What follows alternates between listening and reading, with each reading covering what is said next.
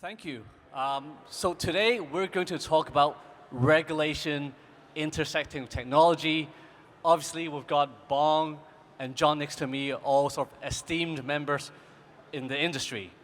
So maybe I'll cut to the chase and ask the million-dollar question. I get asked by my clients every day, if I'm a startup, how do I deal with this, compliance? Because on the one hand, I want to grow as fast as possible. On the other hand, I need to think about all these compliance issues. In particular, if I'm a startup, I just want to grow immediately. And I've seen some clients, when they try to study the rules, it takes them a long time. Talking to your professional service providers, lawyers, I could easily blow all my cost and lose 6 months, whereas my competitors will already get a head start. So they might think, I'll just start building the business first as fast as possible, and then deal with compliance later.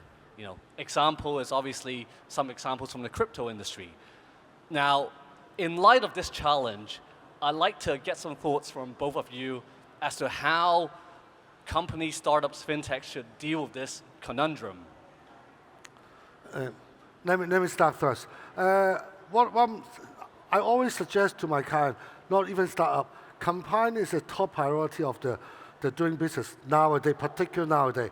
There's a lot of compliance because we, as a professional firm, compliance is always the major thing we look at. For my experience and encounter before, some of our clients, they always think business is top priority. But the thing is, once they have a tackle of the non-compliance thing, the consequence can be very serious. It's not what they simply think. Particular startup, they don't have the resources to deal with the non-compliant thing. The compliant issue should be delegated to the professional like us, or maybe the lawyer. Because, particularly they go for the capital market, everyone just look at the non-compliant issue. We have a regulator here. So I will, from my point of view, the compliance thing is top priority. But the thing is, for startup, because they don't have resources, limited resources, I can say. So I would suggest they seek the legal advice or the professional advice from different professional firms. From now, I think much better than the old day. At the moment, we have a very strong government support. We have a very good ecosystem to assist the startup. Like we have a ITB, we have a science park, we have a cyberport. We have a big ecosystem to support the startup. And as Deloitte, we already opened our office in March of 1st in 2023. We also open a 14,000 square feet office in Science Park in order to support the startup. We understand the startup have a limited resources. We definitely hope we can able to assist them to go and let them have a bright future. Thank you. Sure. First of all, thank you for inviting Hong Kong MA to present on this mega event. There has been a lot of intersection between startups, tech, and banks. I'm happy to share some of our work Hong Kong MA is doing. So technology has definitely changed the landscape for banking. So it has increased the risk, and at the same time, it's actually bringing more safety. So in terms of risk, you can imagine on our every daily basis, how much you're using your mobile phone. So for myself, it will be likely 5 hours. A weekend, it can be 10 hours. So it has been part of our lives. And actually, the touch point actually has come into play and bring in a lot of new risk, scam, and also a lot of any kind of attack. But at the same time, RegTech is something that how tech is actually helping with the compliance, helping with the safety. So for Hong Kong MA, we're actually taking a tech-agnostic approach, and also we are actually very forthcoming. So hence we have those sandbox and also chat room where we actually interact with startups and also with banks and how to make use of technology and integrate it into banking service in a safety way. And also, back to Kenneth's initial question. So whether they should cater the compliance need or whether they should be building their solution first. I'll give a very cliche answer, but my answer is they have to come hand in hand. Yes. So a bank or financial institution, they won't use a solution that is not safe. So you have to gain customer trust, and you have to make it safe. And we'll very promote an idea of secure by design. So initially, when you come up with the idea, when you come up with a solution, you have to make sure you have those safety principles in place. Accuracy, reliability, explainability. That's something that a startup that should keep in mind when they're proposing to a banks.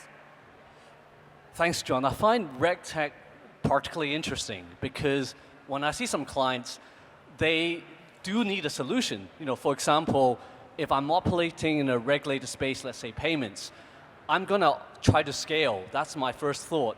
And by scaling, I need to be able to provide the services to a number of different jurisdictions, each with their own regulations.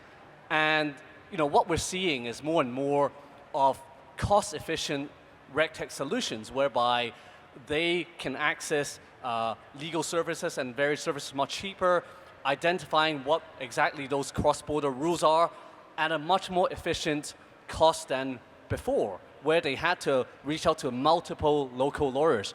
Now, with that RegTech sort of development in mind, I'd just like to see your thoughts again, both of you, what you've been seeing and how that's been helping. Maybe I'll start with Bong first, because I know you've been working in the Science Park Lab, and there's a lot of helping startups on various different issues. Yeah, I can share the experience. In Science Park, they sent 5 startups to Silicon Valley in last year, and also they're going to send another 10 company startups to US. So what regarding to the RegTech, what we suggest is we expand our network to full our global network. We have our China service team in different countries. So we connect them with our representative in the US, or just like last month, there's a startup, Hong Kong government went to Barcelona. We connect our local team with them to see what the RegTech knowledge we can share with the startup in order to make them safely land their business in the overseas country, and also to find the good investor to expand their business overseas. So first of all, regulation is not a burden. So actually give customer trust. And actually technology is helping a lot and dealing with risk management and regulation. So some of the new tech like eKYC and also spreadsheet tax, they're actually helping with the regulation compliance a lot. So for Hong Kong MA, we're actually seeing a pain point where banks, they do have demand. And also for a startup and a very fantastic tech company, they actually have a solution. But there's a missing gap where banks has to speak with the technology. So that's why we come up with a few initiatives. We have a FinTech event where basically it's a series of themed events on AI, blockchain, wealth tech, green tech, basically to bridge these startups with banks.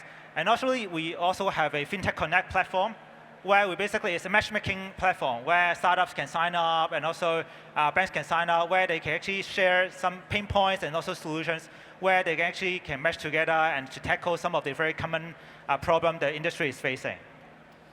John, you mentioned a very interesting word, AI. Now, I'm sure all the audience is AI fatigued now, but it'll be remiss of me not to mention this. And on the AI side, what we're seeing is a lot of developments. We've got different sort of ChatGPT, Qwen, we've got DeepSeek, and more importantly, regulation-wise, we're seeing a lot of laws and regulations come out. In the European Union, they've obviously published the AI Act, which has a very specific and comprehensive set of rules covering prohibited uses of AI, high-risk use of AI, and other requirements such as AI literacy. Now, looking at other jurisdictions, including Hong Kong, we're seeing different pace of development here. For example, in Hong Kong, I know the Privacy Commissioner has published ethical principles. The SFC themselves have published certain guidance on generative AI. So John, I'm going to put you on the spot here. What is the HKMA doing with respect to AI regulation? Thank you. So Hong Kong, we are actually taking a very risk-based approach. And we are taking it as an interactive and iterative approach. So basically, we know that any regulation, be it prescriptive or high level, is going to somehow push back banks or the industry in AI innovation. So that's why we come up with an initiative called the Gen AI Sandbox. It was launched last year in August. It was also mentioned in the budget by the FS. So basically, it's a safe place for banks to innovate with AI. So one of the pain points is that they're not sure about the compliance requirement. Hence, we have this sandbox where they can try it out in a controlled environment. And also, we will involve our supervisory team to actually give early feedback. And also, the second pain point is they don't have GPU. So we all know for AI, they need a heavy investment of GPU. So we, in collaboration with Cyberport, we're actually giving them GPU resources. So not only they have technical support, they also have the supervised support. And that's how we're actually coming forward in terms of pushing AI innovation. So with this AI sandbox experience, we're going to give out practical guidelines and as well as some guidance to the banks in their future adoption of AI.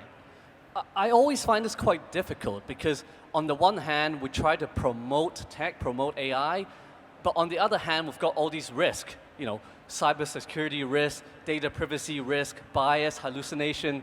So I'd like to pick your thoughts on both of you. Maybe Bong first. How do we see promotion of these technology as well as regulation? Where do we actually draw or should draw the balance?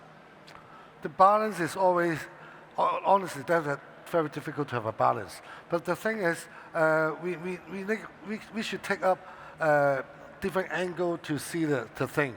AI is definitely make things more easier, but at the same time, we also need to see what's the risky area. So what I'm saying is the best thing is cooperation with the stakeholder to get more advice from the professional, just like us. We have our own AI research team in Science Park. We hire the professor, which is from UK, which is full-time now is doing the research in our office for AI for both our internal and external. So they definitely have an experience to share what the startup or the companies to balance that kind of AI efficiency. I think any use of technology has a risk. So not in AI, so even for some of the old tech, when you use technology, there's come with an inherent risk.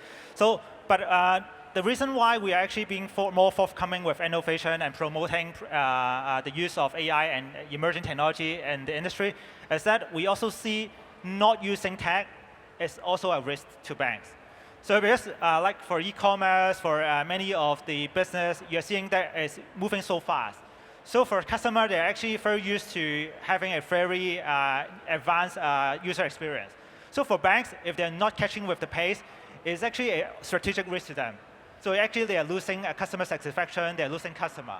So that's why we're also pushing innovation. And in fact, using risk, like I mentioned, as not at the same time, it doesn't only come with risk. It's also a means to actually to mitigate risk. That's why for ourselves, we also have SupTech. We actually use technology in supervision. That's how we cater with all unstructured data. You can imagine we have nearly 200 banks under our supervision. There are a lot of documents that are sending in to us every day, and how we're able to manage all these documents, and also how we are able to look into the news. Oh, if this bank had this problem, that bank had this problem. That's all by technology. That's how we're actually making use of technology to mitigate those risks. That's very interesting because I hear a lot on fintech, prop tech, whatever tech, but soup tech is not a word I hear very often. You mentioned it just now, John. Can you tell me more about what the soup tech is? Because I know you're leading the efforts on the HKMA side.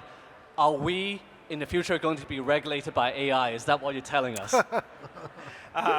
Not so soon, not so soon. Soup tech definitely is not a common term, but it is very common among central banks. So soup tech being using tech in supervision. So like banks use tech in regulation, so it's only the flip side. So in Hong Kong MA, we're doing a few initiatives. So like I mentioned, some of the very advanced analytics, like using network analytics and identifying, for example, credit risk problem. So we can run some scenario where a particular company went bankrupt. How big the impact is to the banking industry. So, and also some of the unstructured data analysis, we are already using GenAI indeed. Because you imagine, we are receiving hundreds of submissions every day, and how are we going to distill insight from those? How are we able to actually find out the red flag in those reports? That's by GenAI. And that's something that we are actually actively exploring. And shifting gears a little, looking into the future a bit more, where do we see sort of the challenges are in terms of technology and regulatory compliance? Bong, maybe I'll start with you first. For challenge, I think it's always the inefficiency about the adoption of AI. Honestly, it's difficult in the Hong Kong market, particular the resources, the supply of the very eligible AI backgrounds resources may not be very sufficient at the moment, and also the traditional business entrepreneur to adopt the AI. I think it still takes time to let them to digest what actually AI for the perception of them, because most of the entrepreneurs, which is they are not educated by AI, they are not studied AI before. They need time to being adopt and have a perception AI. They actually can assist them to do their business. I think that kind of thing. There's a major challenge for them. Yeah. Yeah, I echo with Bong's observation. So AI is very different from tech, traditional tech. So you might be a very seasoned IT professional, but you might not know how to actually work with AI. So definitely that's one of the challenges. Another challenge that I see is really the pace and velocity of change. So in the old days, banks will come up with their 3 years, 5 year strategic plan. But given the pace and also velocity, it won't be the same. So even a 2 year strategic plan would be too long. Because 3 years ago, no one knows what's Gen AI. So, but today's banks and also companies are actually using Gen AI internally and also for some customer-facing scenarios. So basically, we're seeing a really more short life cycle of strategic planning. And that's how banks and also companies, if they want to stay relevant to the latest environment, they will have to make very quick and prompt actions. Yeah. Let me elaborate a little bit more.